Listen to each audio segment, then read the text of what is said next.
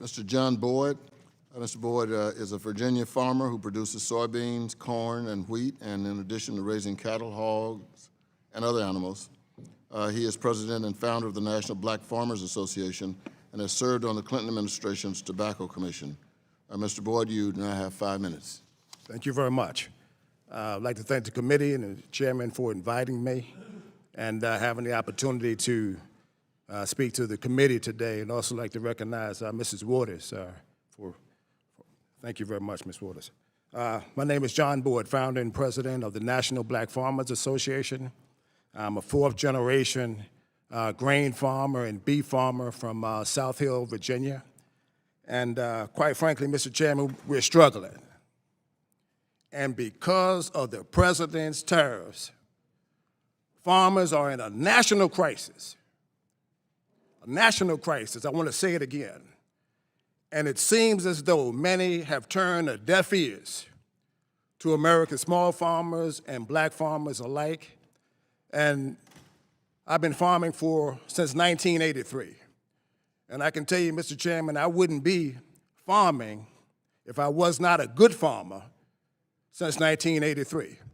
We're faced with acts of Mother Nature. We have to have a great relationship with Mother Nature and the weather. And my heart goes out to those Midwestern farmers today that are facing all of the rain that we can't control. But we should not be forced with a tariff. A tariff should come as a last-ditch effort. We need more diplomacy. A few years ago, I was selling soybeans, my major crop, for $16.80 a bushel. This past season was a disaster for my family farm, where I sold soybeans at $8 a bushel. And for those who don't understand the math, if you make $100,000, you're now making $50,000. And I have the same debts that I had last year. I have the high cost of seed per bag for these soybeans, $60 a bag, Mr. Chairman, that I'm paying for Roundup Ready soybeans that I really don't want to use anyway. That's another hearing. $60 a bag for soybeans. I'm faced with, now with the president's tariff, high cost of machinery. And my family was recently featured on a reality series called American Farm. And you could see some of the condition of my equipment. I need a new combine, but I can't pay $400,000. And now because of these tariffs, that equipment prices are steadily rising. Something needs to be done to help small-scale farmers and black farmers like myself. The president recently had a meeting with farmers and invited them to the White House. I've asked the president and the agriculture secretary for a meeting for a very long time in a public way, on CNN, on MSNBC, even on Fox News. I requested to meet with the agriculture secretary. That request has fell upon deaf ears. We're shuffled around from person to person.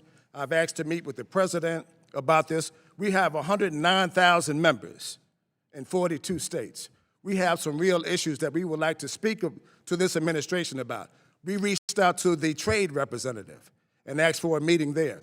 How can you close the largest market for soybeans in America, which is China, and then don't open up other avenues for farmers? That's the reason why you have $8 a bushel. These things should have been thought about before you impose the tariffs.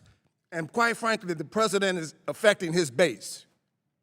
The people who elected him, the people who elected the president are the American farmers out in the red states. Quite frankly, I didn't vote for this president. I didn't vote for him. But I believe in treating every person, regardless of party, with dignity and respect. And I can tell you right now, my financial situation on my farm isn't Republican. My financial situation on the farm isn't Democrat. My financial situation on the farm is real. We're facing a financial crisis. And with this thing, with the payout to the farmers, the president announced a swift payout to farmers, so it would come quickly. Here I'm just getting a $5,000 to $6,000 payment the 1st of June. How can a farmer expect to make that? And then we're helping companies that are in Brazil and Smithfield Foods. Smithfield Foods was the company that, when I rolled my truck up, Mr. Chairman, it said, we're not taking any grain right now because of the president's tariffs. So my testimony here today is we need to set aside some of this $16 billion that the president is proposing to help America's farmers and make sure that farmers like myself that look like me can get a check too. Anytime the government gets involved, when they say there's going to be a speedy payout to farmers, it's always last for African-American farmers. It's always last for Latino farmers and small-scale farmers and women farmers. And it's just a call. All you do is call and call and call. So, Mr. Chairman, I'm requesting that this committee come up with some bipartisan legislation to help farmers like us and set aside at least $5 billion of this $16 billion that the president is proposing to help farmers.